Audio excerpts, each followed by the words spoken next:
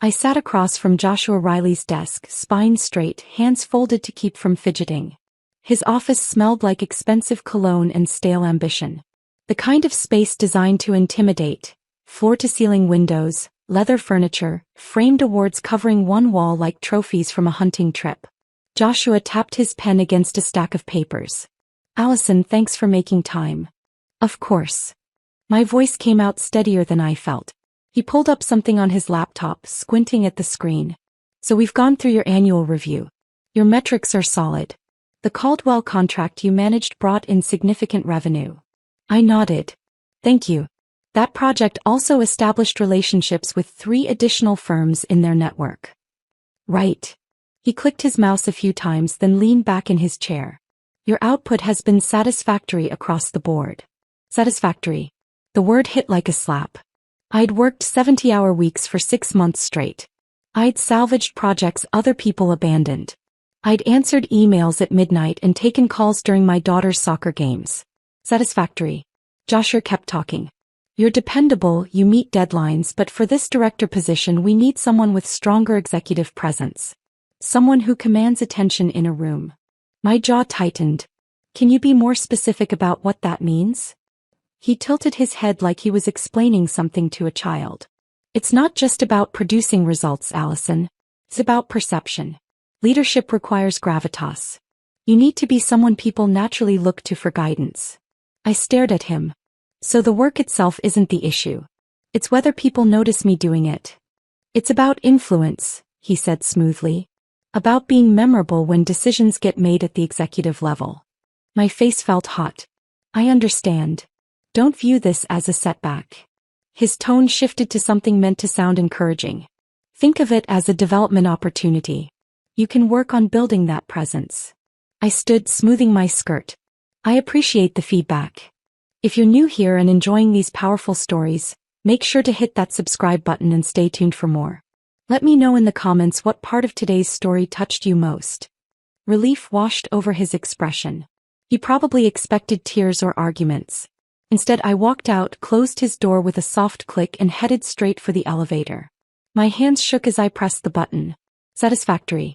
Executive presence. Commands attention. All coded language for the same damn thing. They didn't see me as leadership material because I wasn't loud enough, wasn't pushy enough, wasn't a 6-foot-tall man in an expensive suit. I'd spent 18 months as Joshua's unofficial problem solver. When the Daniels account nearly collapsed, I rebuilt it from scratch. When the quarterly reports had critical errors 2 hours before the board meeting, I fixed them. When Joshua needed someone to present his half-baked ideas to clients, I polished them until they shined.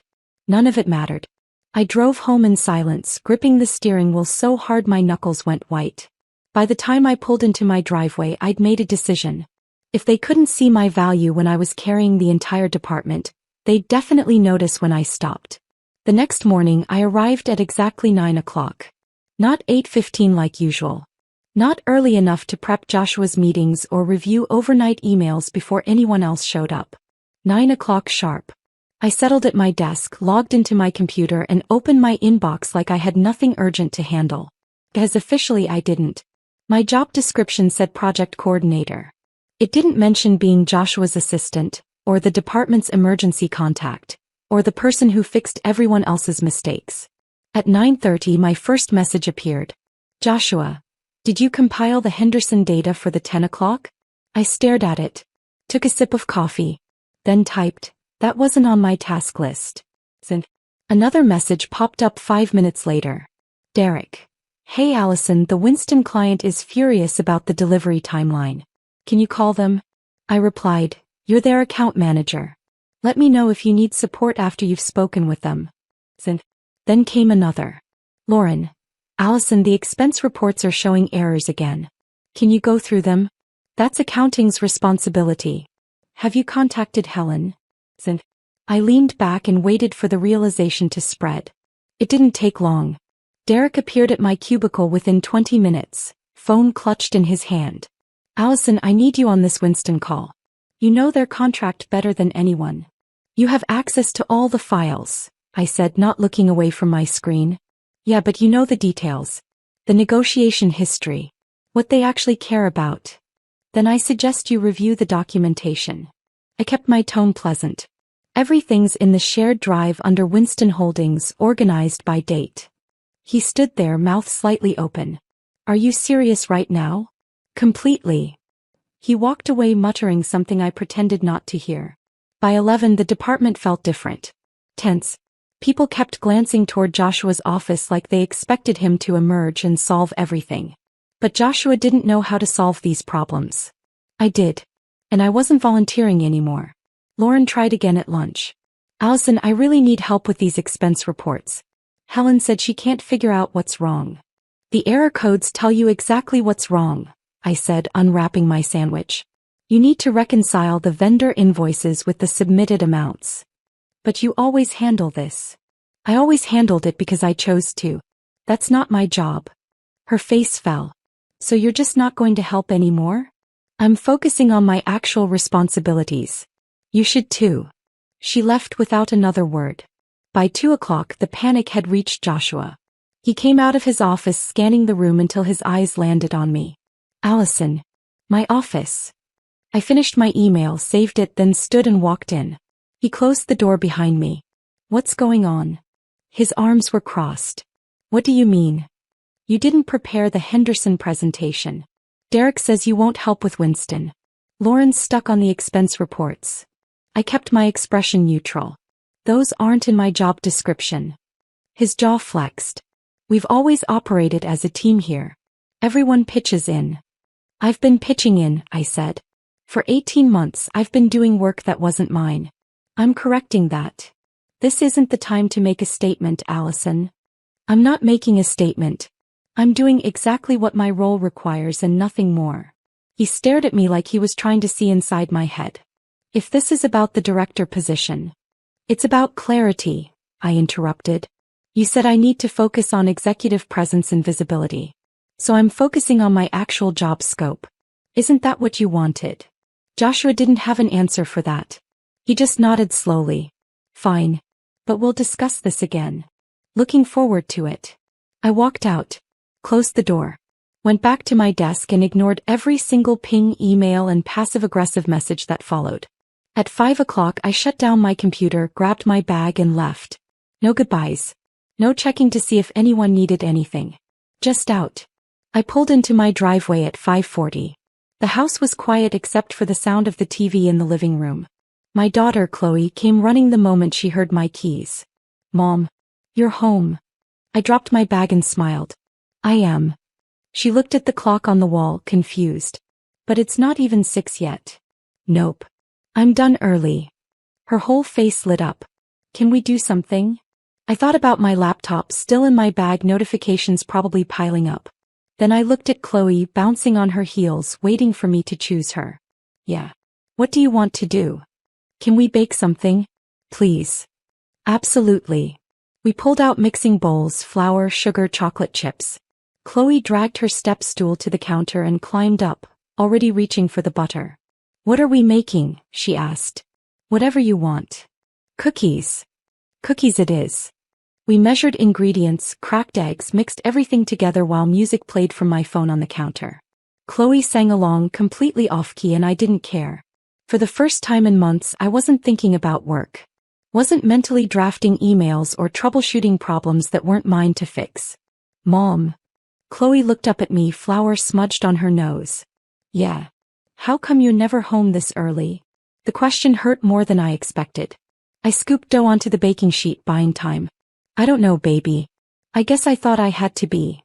Do you like your job? Another punch to the gut. I looked at her, messy hair, chocolate on her fingers, pure curiosity in her eyes. Sometimes, I said. But not more than I like being here with you. She leaned her head against my arm. I like when you're home. My throat tightened. Me too. We slid the cookies into the oven and sat at the table while they baked. Chloe told me about school, about her friend Emma's birthday party, about the science project she wanted to do. I listened. Really listened. Not half paying attention while mentally calculating project timelines. When the cookies were done, we ate them warm, chocolate melting on our fingers. Chloe declared them the best cookies ever, even though they were slightly burnt on the bottom. Can we do this every week? She asked. I nodded. Every single week. That night after Chloe went to bed, I sat on the couch and pulled out my phone. 17 missed calls. 43 unread texts. 68 emails. I put the phone face down on the coffee table and turned on a movie. The next morning I arrived at 9 again. The office felt like a war zone. People huddled in small groups talking in low, urgent voices. Derek practically sprinted to my desk the moment I sat down. "Allison, thank God. Winston is threatening to pull their contract. They want to talk to someone who actually knows what's going on." "That's unfortunate." He blinked. "What?" "It's unfortunate that they're upset. You should probably escalate it to Joshua." "Joshua doesn't know the Winston account like you do." "Then maybe he should learn." Derek's face turned red. "Are you kidding me right now?" "Not even a little." He stormed off.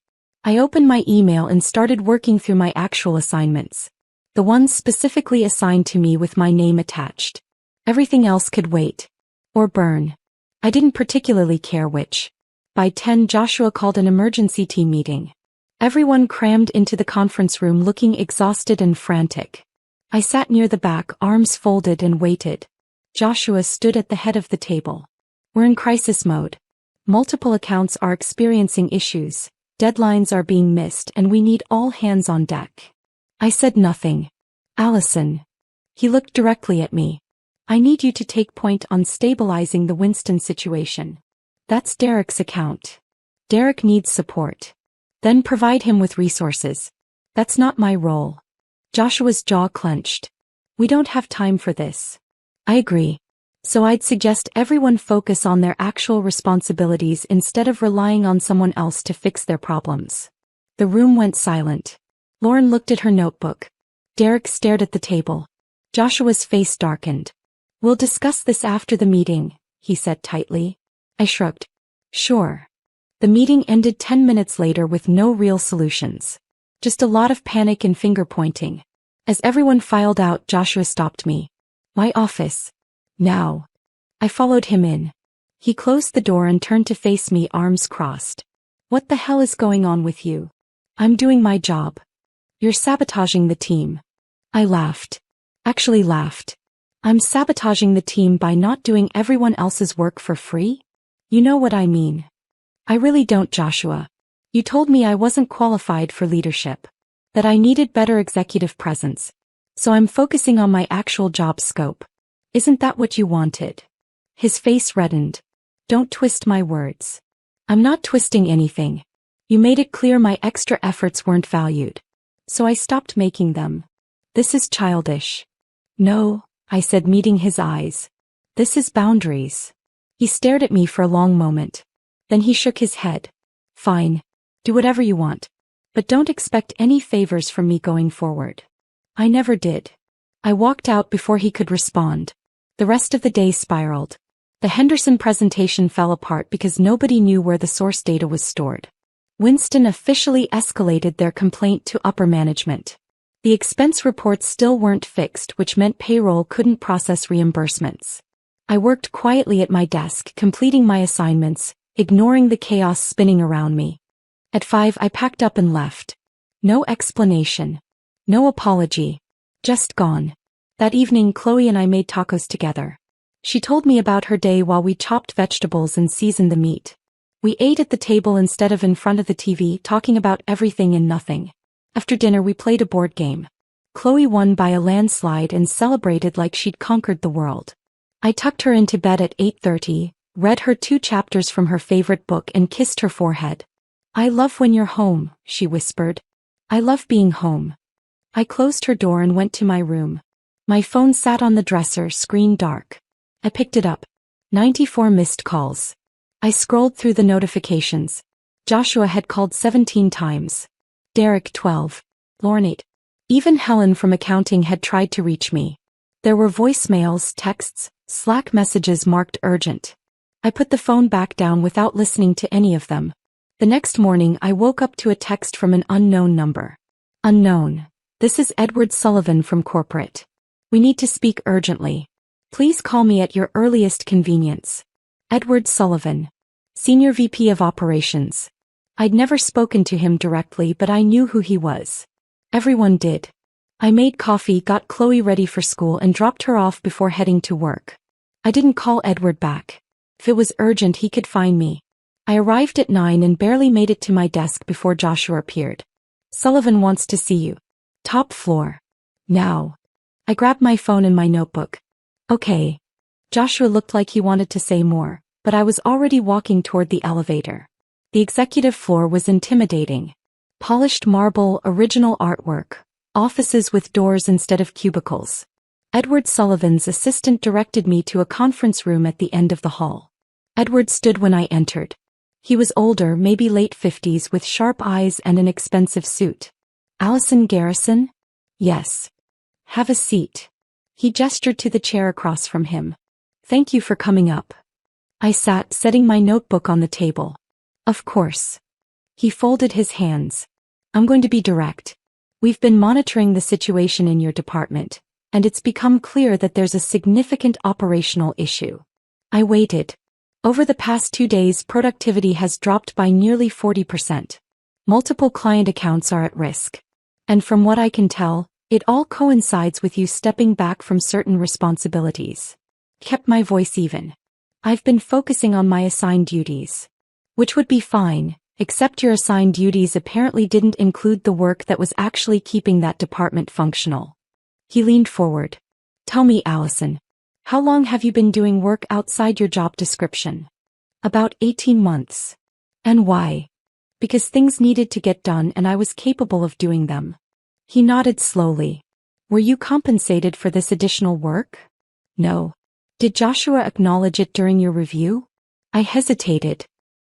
He said my performance was satisfactory. Edward's expression hardened. Satisfactory. Yes. And when you asked about the director position? He said I didn't have enough executive presence. Edward sat back, processing this. Then he picked up a folder from the table and opened it. I've reviewed your file. The Caldwell contract alone generated $3.2 million in revenue. The Daniels account was 48 hours from termination before you rebuilt it. You've maintained a 97% client retention rate across every account you've touched. I didn't respond. Just let him talk. Joshua Riley, meanwhile, has a 73% retention rate. His projects routinely come in over budget. And according to the documentation I've seen, you've been cleaning up his mistakes for over a year. I didn't realize anyone was tracking that. We track everything, Allison. We just don't always act on it fast enough. He closed the folder. Here's what's going to happen. I'm offering you a position. Senior Strategic Director. You'd report directly to me. Remote flexibility, full autonomy over department operations, and a compensation package that reflects your actual value. I blinked. What about Joshua? Joshua Riley will no longer be your concern. Is he being fired? That's confidential. But he won't be in a position to undervalue your contributions again. I looked at the folder, then back at Edward. Can I think about it? You can. But I'd like an answer by end of week. I stood. Thank you for the opportunity. He stood as well, extending his hand. Thank you for not quitting. A lot of people would have. I shook his hand. I considered it. What stopped you? I wanted to see what would happen if I just stopped fixing everything. He smiled slightly. And now you know. I left his office and took the elevator back down to my floor. Joshua was waiting by my desk, arms crossed. What did Sullivan want? That's confidential, I said, echoing Edward's words. His eyes narrowed. Allison. I need to get back to work, Joshua. I sat down and opened my laptop. He stood there another moment, then walked away. The rest of the day I thought about Edward's offer. Senior Strategic Director. Remote flexibility. Autonomy. Everything I'd wanted. But accepting it meant staying in a company that had overlooked me for 18 months. That had let Joshua take credit for my work and then told me I wasn't qualified. Could I really stay? That evening I talked to Chloe while we made dinner together. Mom, what if you didn't have to go to that office anymore? She asked, stirring pasta. What do you mean? Like, what if you worked from home? Then you'd be here all the time. I paused, knife halfway through a tomato. Would you like that? Obviously. She grinned at me. You're way more fun when you're not tired all the time. I am pretty tired. So don't go back. Simple kid logic. But maybe she was right. That night, after Chloe went to bed, I pulled out my laptop and opened Edward's offer letter. The salary was more than double what I made now. The benefits included things I didn't even know were possible. And the job description was exactly what I'd been doing anyway, just with recognition and compensation. But it was also staying in a system that had failed me. That had let me burn out while someone else took the credit. I closed the laptop without making a decision. The next morning my phone rang at 7. Edward Sullivan. Allison, I need you to come in today. We have a situation. What kind of situation? The Winston account. They're threatening legal action. Joshua tried to handle it yesterday and made things significantly worse. I need someone who actually knows what they're doing. I looked at Chloe, still asleep in her room. I don't work until 9.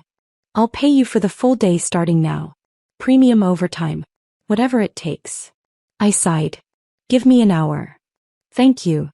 I got Chloe to my neighbor's house, explained there was an emergency and drove to the office.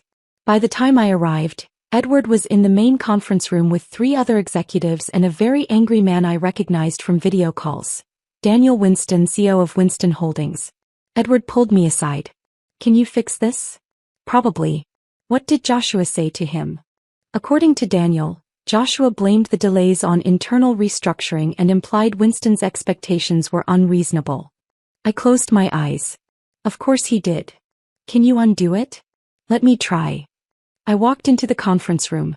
Daniel looked up, recognition crossing his face. Allison. Daniel. I apologize for the confusion this week. He leaned back in his chair. I was told you were no longer handling our account. There was miscommunication about role transitions. I'm here now. And are you authorized to make decisions? I glanced at Edward. He nodded. Yes, I said. I am. We spent the next 2 hours going through every issue Winston had flagged. I pulled up documentation, explained delays, offered solutions. By the end, Daniel's posture had relaxed. This is what I expected from the beginning, he said. Clear communication. Accountability.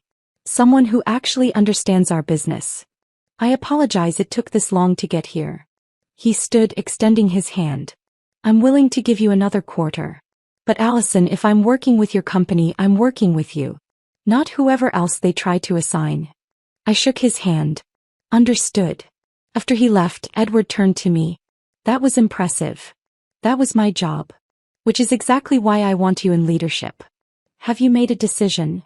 I looked around the conference room. At the executives who'd watched me salvage a multi-million-dollar account in 2 hours. At the space where Joshua should have been but wasn't.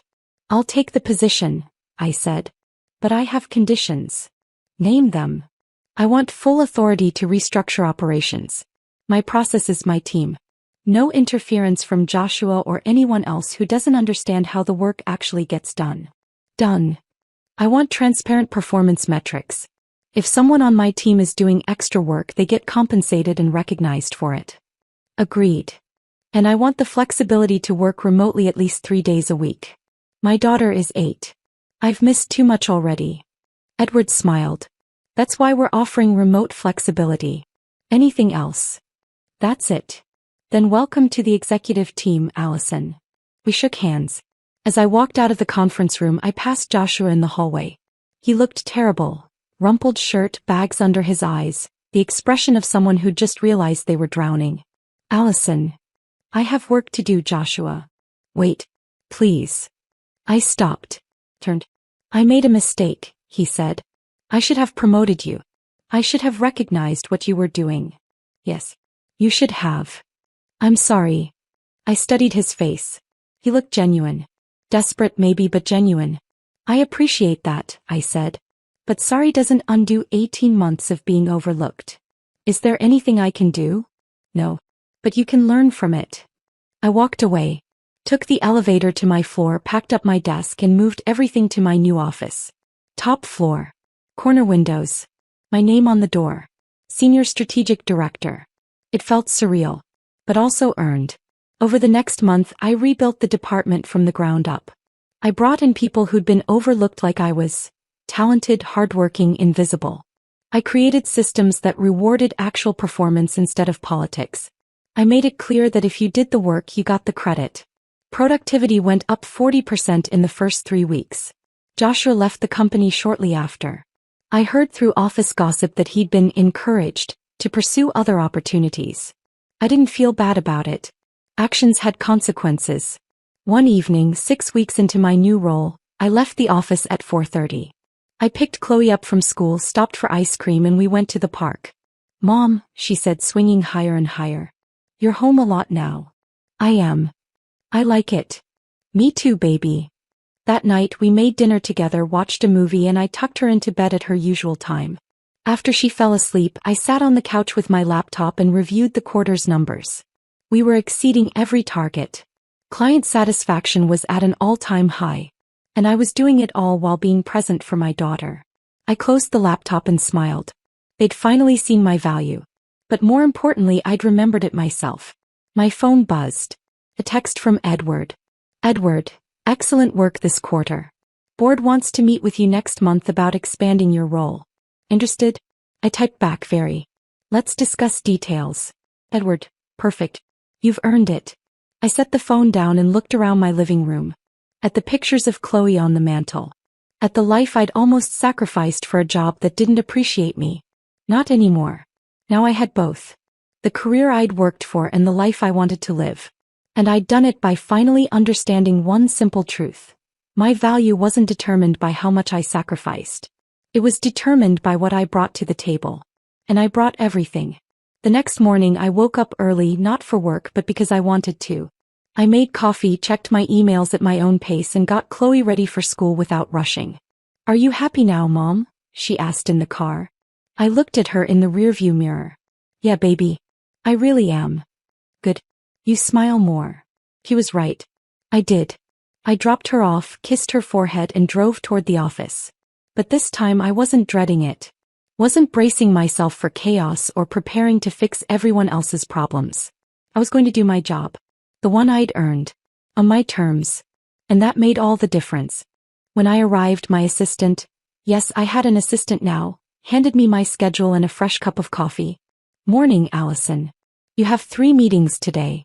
The first one starts in 20 minutes. "Perfect. Thank you, Natalie." She smiled and walked back to her desk. I settled into my office, reviewed the meeting notes, and prepared. The first meeting was with my new team. 10 people I'd handpicked from across the company. People who'd been doing exceptional work without recognition. People like I used to be. "Good morning, everyone," I said as they filed into the conference room. "Before we dive into the agenda, I want to make something clear. This team operates differently than what you might be used to. Here, your work speaks for itself. You'll get credit for what you accomplish. You'll be compensated fairly. And if you're struggling, you ask for help instead of drowning in silence." They exchanged glances, uncertain. "I know that sounds basic," I continued. "But it's not how most places operate. I'm changing that. Starting now." A woman named Olivia raised her hand. "What if we have ideas? For improving processes or handling clients differently? Then you share them. That's why you're here. I don't want yes people. I want collaborators." She nodded, a small smile forming. We spent the next hour going through current projects, redistributing workload, identifying bottlenecks. It was productive. Honest. Exactly what I'd been craving for 18 months. After the meeting, a younger guy named Connor approached me. "Allison, can I ask you something?" "Of course." "Why'd you pick me for this team?" "I've only been here 8 months." I smiled. "Because you're good at your job. And you don't play politics. That's exactly what I need." His face brightened. "Thank you. I won't let you down." "I know you won't." The rest of the day moved smoothly. My second meeting was with Edward and 2 board members about our expansion strategy. I presented my analysis, answered their questions, and watched them nod in approval. "This is exactly the kind of forward thinking we need," one of them said. The third meeting was a check-in with our biggest clients. I walked them through our new protocols, addressed their concerns, and reinforced our commitment to quality. By 5 o'clock I was done. I packed my laptop, said goodbye to Natalie, and headed home. Chloe was already there when I arrived, doing homework at the kitchen table. "Hey, sweetie." "Hi, Mom." She looked up. "Can you help me with math?" "Absolutely." We worked through her problems together, then made chicken stir-fry for dinner. While we ate, she told me about her science project. Something about ecosystems and food chains. Can we go to the library this weekend to get books? She asked. Sure. Saturday morning. Thanks, Mom. After dinner, we cleaned up together, then settled on the couch to watch her favorite show. She leaned against me and I wrapped my arm around her shoulders. This was what mattered. Not the promotions or the salary or the corner office. This. Being present. Being here. My phone buzzed on the coffee table. I glanced at it. An email from Edward with the subject line, Board Approval. I opened it. Allison, the board unanimously approved the expansion plan. We're also creating a new VP position to oversee all strategic operations. I'd like you to take it. Details attached. Let's discuss tomorrow. The Vice President. I stared at the email, processing. Then I looked at Chloe, still watching her show, completely unaware of what had just landed in my inbox. Mom, you okay? She asked, noticing my expression. Yeah. Just work stuff. Good work stuff or bad work stuff? I smiled. Good. Really good. He grinned. Cool. I set the phone aside and focused on the show. The promotion could wait until tomorrow. Right now I was exactly where I needed to be. That night, after Chloe went to bed, I sat at the kitchen table with my laptop and read through Edward's proposal. Vice President of Strategic Operations. Salary that made my eyes widen. Stock options. Full leadership over multiple departments. The authority to shape company policy. It was everything I'd wanted and more. But it also meant more responsibility. More time. More pressure. I thought about the past 2 months. About how I'd reclaimed my time, set boundaries, built a life that wasn't consumed by work. Could I maintain that balance with an even bigger role? I pulled out my notebook and started writing. Pros and cons. What I'd gain, what I might lose. What boundaries I'd need to set. What support I'd require. By midnight I had my answer. The next morning I met with Edward in his office. I'll take the VP position, I said. But I need to be clear about my terms. Go ahead. I keep the remote flexibility. 3 days a week minimum. Non-negotiable. Agreed. I want my team expanded. If I'm overseeing multiple departments, I need strong leadership under me. People I trust. You have full hiring authority. And I want quarterly reviews.